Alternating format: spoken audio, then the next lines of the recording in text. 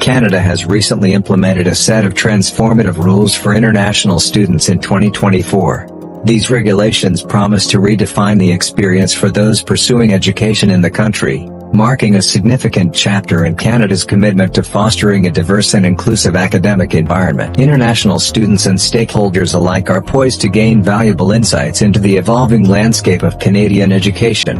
There are also some essential rules and laws that every international student must know about.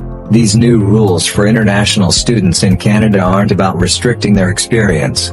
Instead, they are in place to provide you with a smooth study and cultural experience and set you up for success while you are in Canada. 5 new rules for international students in Canada 2024.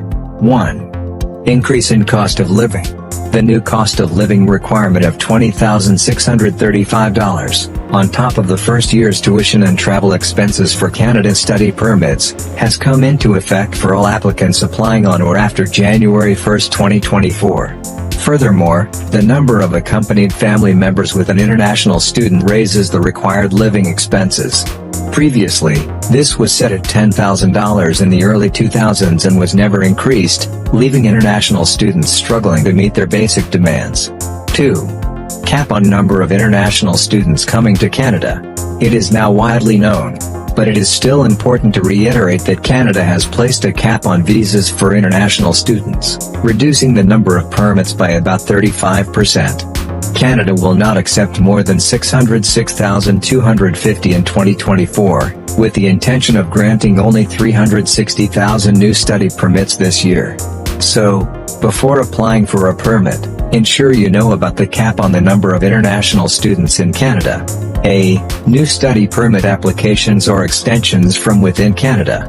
S. Study permit applications to study at the primary school or secondary school level. C. Study permit applications to study in a graduate degree program at the master's or doctorate level. 3. New provincial attestation letter, PAL, requirement.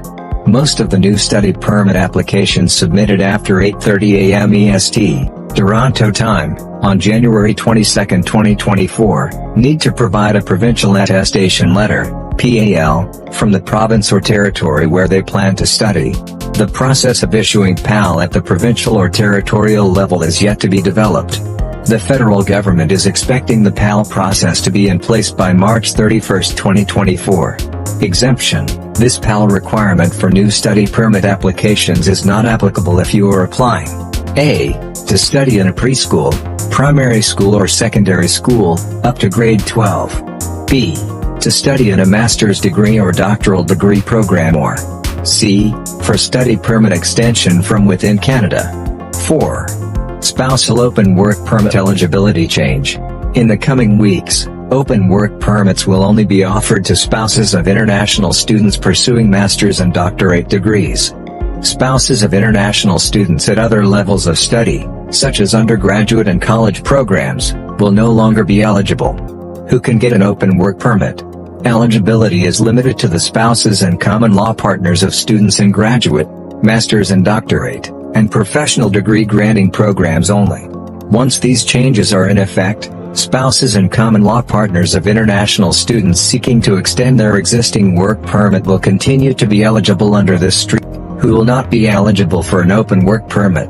The spouses and common law partners of international students at other levels of study, including undergraduate and college programs, will no longer be eligible for an open work permit unless they already hold an open work permit under this stream.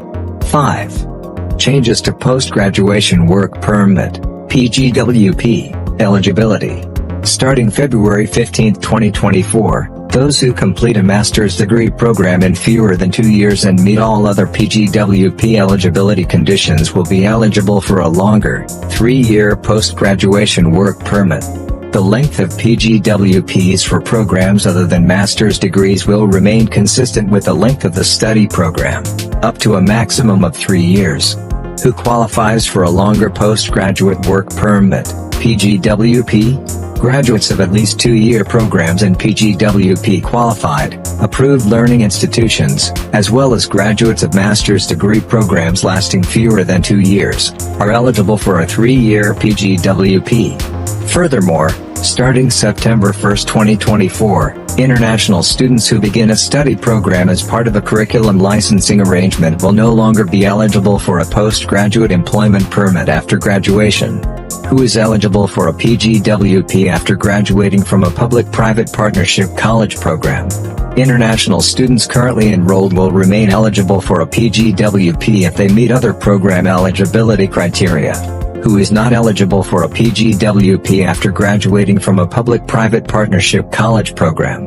New students enrolling in this type of program will not be eligible for a post-graduation work permit. The unveiling of these new rules signifies not only a commitment to educational excellence but also a dedication to providing an enriching experience for international students in Canada. As we navigate through these changes, it is evident that the nation is steadfast in its pursuit of fostering a welcoming environment for global learners. With these regulations in place, the future holds promising prospects for international students seeking to embark on their educational journeys in the vibrant and diverse Canadian academic sphere.